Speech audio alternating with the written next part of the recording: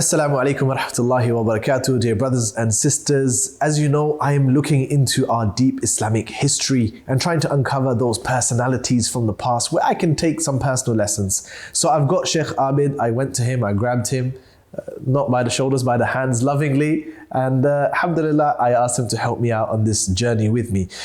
Sheikh, you brought some books, right? And I see them, they look very nice, but I want to know a bit more about them.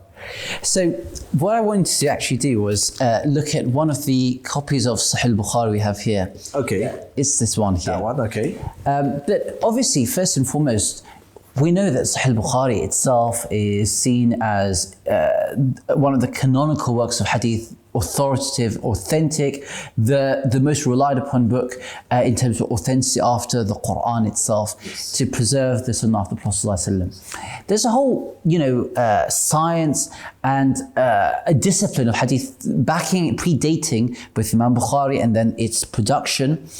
And what we've ended up with thereafter is a huge book with, several thousand ahadith, sometimes with recurring mentions and entries of the hadith itself in Sahih Bukhari. That meant that sometimes a layperson who wants to read Sahih Bukhari for blessings of the guidance of the Prophet ﷺ, or to appreciate it, etc., or a scholar for that matter, may sometimes want to just see, can I read just a hadith which occur in Sahih Bukhari with that repetition? Because each hadith, the standard example could be actions judged by intentions, or the hadith about how the Prophet received revelation. It may occur more than once in Sahih Bukhari. So if I just wanted to read it with that repetition, where would I turn to for that? That notion of reading an abridged version is what we call a mukhtasar, right? An abridged version of Sahih Bukhari. There have been various attempts at this. So one attempt would be by a scholar of the name of Az-Zabidi, another one by the Ibn Jama'ah, another one would be, there are various such attempts. In later days, there was an attempt by also a Jordanian, prior to that Albanian scholar, Sheikh Nasruddin Albani, and so on. Each one of these have their own pluses and minuses. So for example, one of those would have the slight drawback of including some of the statements of Imam Bukhari rahimahullah ta'ala, which are where Bukhari will say, and so, i.e. an authority other than the Prophet, i.e. a Sahabi, a companion of the Prophet, a student of the companion as a Tabi'i.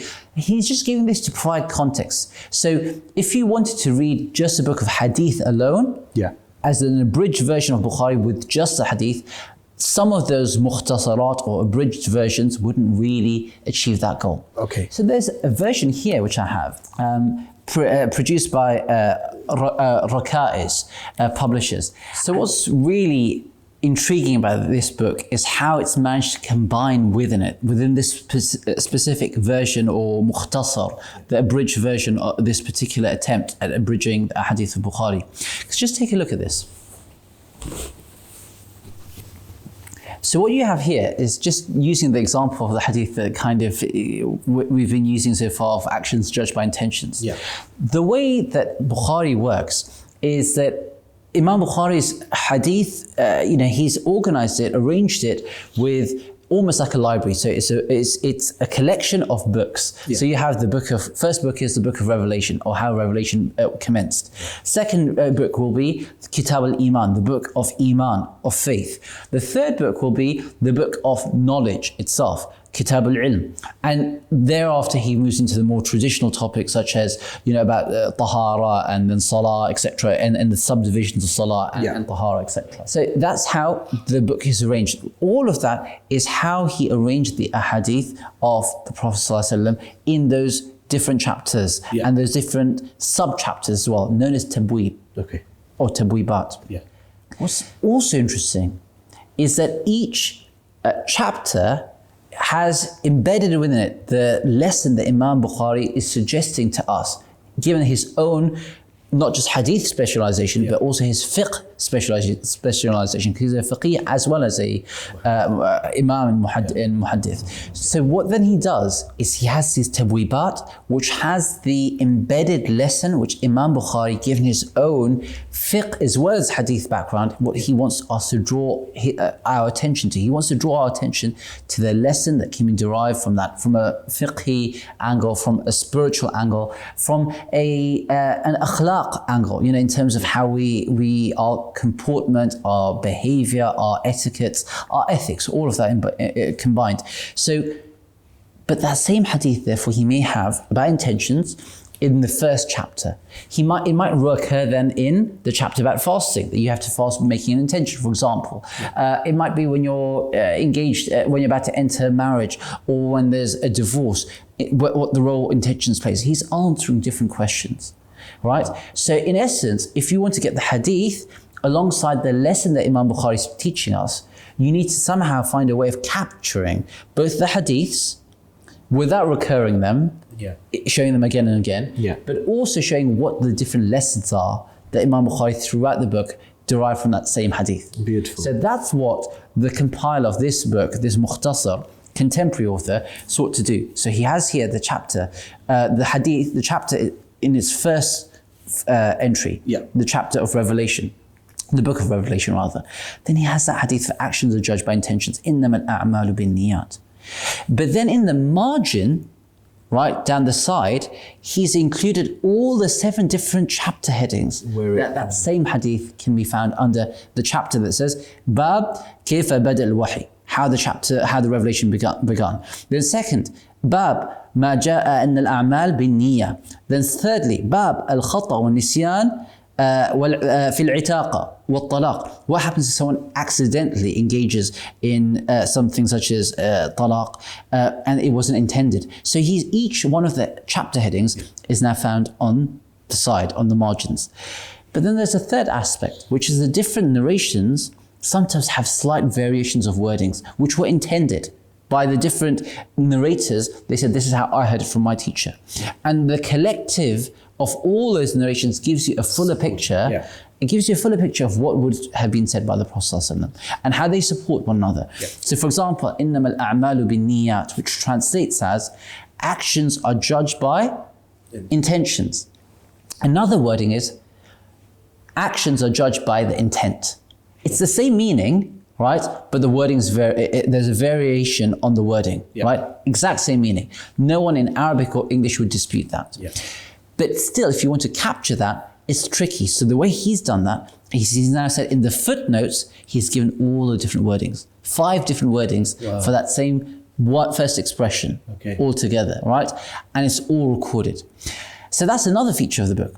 But then in addition to that, maybe there might be someone who's reading it, even knowing Arabic, who might find certain words to be slightly obscure, what's known as the gharib al-hadith, those words which are they're strange. Then a person will be unfamiliar with them. So he's then in the sub-footnotes, he's included those and just defined them from a linguistic, lexical, Arabic language perspective. So everything is on this one page. Yes, but this is, I should add, the second edition. So when I first came across the first edition, I rather fancied it. I thought this is a really great book, but there's one issue which is lacking in it, which is it didn't have the tashkil, the fatha, dhamma, kasra. So I thought to myself, perhaps as almost something of a book so grand as this is not something that's done as a hobby, but I meant not in my day job, not my full-time commitment. As a side occupation, I would actually go back doing the tashkil on it myself, and perhaps submit it to a publisher. However, I spoke to some people, and I mentioned it to someone, and this is a lesson to learn, not to listen to the naysayers. Because I said it to someone, and they said, maybe you could do your time in a better way. And lo and behold, and the reason I wanted to do that was because I thought, imagine the extra hasanat and the reward with Allah for being part of doing that. But lo and behold, a few years passed and someone else got there and did it. Oh, so the original author did it. The original author had not put the tashkil on. He then arranged for it to be done, and it has been done. But the lesson is, when you have an intention to do something, do it. Do it, absolutely. And that's how the whole book has been arranged. And alhamdulillah, you can see the hadith is always put in a slightly different color. to the actual chain of narration. So it's interesting. And also the hadith numbers of the first occurrence in Bukhari or Muslim if the hadith is found. So all of that's in one copy here. That is beautiful. I really like this actually, Sheikh. This is very nice. Wow. Does it mention all the narrators in each instant? Has it got a list? So it'll mention the first instance, and then it's not focused. And in fact, it would be remiss of me not to point out there are downsides to Mukhtasar. Yeah. Right? So Mukhtasar serves, in the bridge version, serves one function, which is you can go through the whole thing, almost just focusing on the hadith and the chapter headings all in one place. However, when you look at the original book of Imam Bukhari, his genius comes through the book itself, because he's actually making a case. On a given issue, he places one hadith after another hadith, and you need to see it in context of where is this hadith in context of the one prior to it and the one that comes after it. He almost has the ranking system of the hadith. Absolutely, because the strongest is being placed first. What's known as the usul itself. So there is it's a total masterpiece. It's the magnum opus to see it in its original form. But there is a case and there is a space and a need to have it in the Mukhtasar version as well. This is amazing. This is impressive. And this shows you the amount of work that would have been put, again, gives you a sense of what opportunities there are for people who are students of knowledge in whatever skills they have to actually contribute towards the preservation and the perpetuation of the legacy of the Prophet himself. I think one of the greatest things I can take away here that you said, Sheikh, is that there's always ongoing work that we can do for the deen. And I think that's a beautiful thing here. Alhamdulillah.